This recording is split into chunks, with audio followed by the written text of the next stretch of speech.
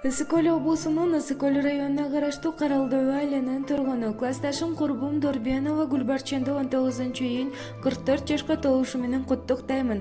Кадамың гүлгө толуп, өмүрүң узун болсун, жан дүйнөң нурга толуп, маанайың жарык болсун. Сага түгөнбөгөн ырыскы, кетпес дөөлөт, башыңа бакыт кушу конуп, бүгүнкү туулган күнүң куттуу болсун. Өмүрүң 2-3 эсе эселеп, жайдын шаңын, көздүн берекесин тартуулап, бакубат жашоодо бактылуу өмүр сүрүшүңдү каалаймын деп Москва шаарынан классташ кызы Жаркынай куттуктайт.